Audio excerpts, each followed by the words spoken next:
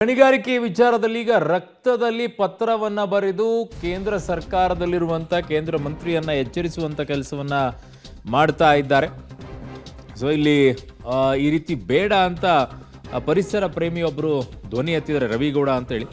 So Ballari ಜಿಲ್ಲೆಯಲ್ಲಿ ಹೊಸದಾಗಿ ಗಣಿಗಾರಿಕೆ ಗುತ್ತಿಗೆ ನೀಡಿರೋದನ್ನ ಕೈ ಬಿಡಬೇಕು ಅಂತ ಒತ್ತಾಯ ಮಾಡ್ತಾ ಇರೋದು ರಾಯಚೂರಿನ ಪರಿಸರ ಪ್ರೇಮಿ ರವಿಗೌಡ ಮಲ್ಲದಗುಡ್ಡ ಅನ್ನೋರಿಂದ ಈ ಮನವಿಯನ್ನ ಮಾಡಿದ್ದಾರೆ.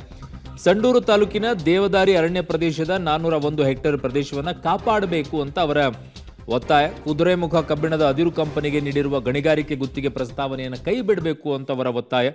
ಗಣಿಗಾರಿಕೆಯಿಂದ ಲಕ್ಷಾಂತರ ಮರಗಳು, ವನ್ಯ ಸಂಪತ್ತು, ವನ್ಯ ಜೀವಿಗಳು ನಾಶವಾಗುತ್ತೆ ಅನ್ನುವಂಥ ಆತಂಕ ಇದೆ ಅದರಲ್ಲಿ. ಸೊ ಉಕ್ಕು ಹಾಗೂ ಬೃಹತ್ ಕೈಗಾರಿಕೆ ಸಚಿವರಿಗೆ ರಕ್ತದ ಪತ್ರದ ಮೂಲಕ ಮನವಿಯನ್ನ ಮಾಡಿಕೊಂಡಿದ್ದಾರೆ. ಅಲ್ಲಿ ನೋಡಿ, ನೈಸರ್ಗಿಕ ಹಾನಿ ತಡೆಯೋಕೆ ಗಣಿಗಾರಿಕೆ ಅನುಮತಿಯನ್ನು ನೀಡಬೇಕೆನ್ನುವ ನಿಲುವು ಬದಲಾವಣೆ ಮಾಡಬೇಕು ಅಂತ ಕುಮಾರಸ್ವಾಮಿ ಅವರನ್ನ ಒತ್ತಾಯಿಸ್ತಾ ಇದ್ದಾರೆ, ಕೇಂದ್ರ ಮಂತ್ರಿಯವರನ್ನ. ಬಳ್ಳಾರಿ ಜಿಲ್ಲೆ ಸಂಡೂರು ತಾಲೂಕು ದೇವದಾರಿ ಎನ್ನುವಂತಹ ದಟ್ಟ ಅರಣ್ಯ ಪ್ರದೇಶ. ಈ ಅರಣ್ಯ ಪ್ರದೇಶಕ್ಕೆ ನೂತನವಾಗಿ ಘನವತ್ತ ಕೇಂದ್ರ ಸರ್ಕಾರದ ಸಚಿವರಾದಂಥ ಉಕ್ಕು ಮತ್ತು ಬೃಹತ್ ಕೈಗಾರಿಕೆ ಸಚಿವರಾದಂತಹ ಮಾನ್ಯ ಕುಮಾರಸ್ವಾಮಿಯವರು ಏನು ಕುದುರೆಮುಖ ಕಬ್ಬಿಣದ ಅದಿರು ಕಂಪನಿಗೆ ಅಂಕಿತ ಹಾಕುವಂಥ ಕೆಲಸ ಮಾಡಿದ್ದಾರೆ.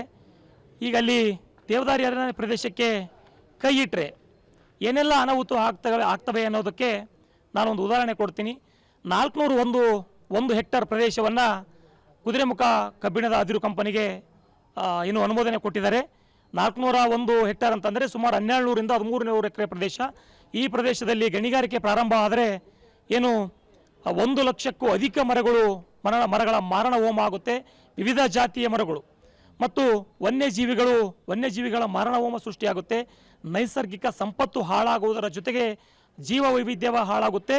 ಈಗ ನಾವು ಕುಮಾರಸ್ವಾಮಿಯವರನ್ನ ಮತ್ತು ಕೇಂದ್ರ ಸರ್ಕಾರವನ್ನ ಈ ಒಂದು ಗಣಿಗಾರಿಕೆ ಮಾಡದೇ ಇದ್ರೆ ಬೇರೆ ಆಪ್ಷನ್ಸ್ಗಳಿಲ್ಲ ನಿಮಗೆ. ಕಾರಣ ಅಲ್ಲಿ ಬೇಕಾಗಿರುವಂತಹ ಕಬ್ಬಿಣವನ್ನು ತೆಗಿಯೋಕ್ಕೆ, ಅದಿರುಗಳನ್ನು ತೆಗಿಯೋಕ್ಕೆ ಎಲ್ಲದಕ್ಕೂ ಬೇಕು. ಇಲ್ಲಾಂದರೆ ಇಂಪೋರ್ಟ್ ಮಾಡಿಸ್ತಾ ಇದ್ರೆ ಇಲ್ಲಿರುವಂಥ ದರ ರೇಟ್ ಜಾಸ್ತಿ ಆಗುತ್ತೆ. ನಿಮಗೆ ಬೇರೆ ಏನಾದರೂ ಅವಕಾಶ ಮಾಡಿಕೊಡ್ಬೇಕು. ಬಟ್ ವನ್ಯಜೀವಿ ಸಂಪತ್ತನ್ನು ಉಳಿಸೋದು ಹೇಗೆ, ಅದಕ್ಕೆ ಏನಾದರೂ ಬೇರೆ ಬದಲಾವಣೆ ಮಾಡಬಹುದಾ, ಅದನ್ನು ಸ್ವಲ್ಪ ಯೋಚನೆ ಮಾಡಿ.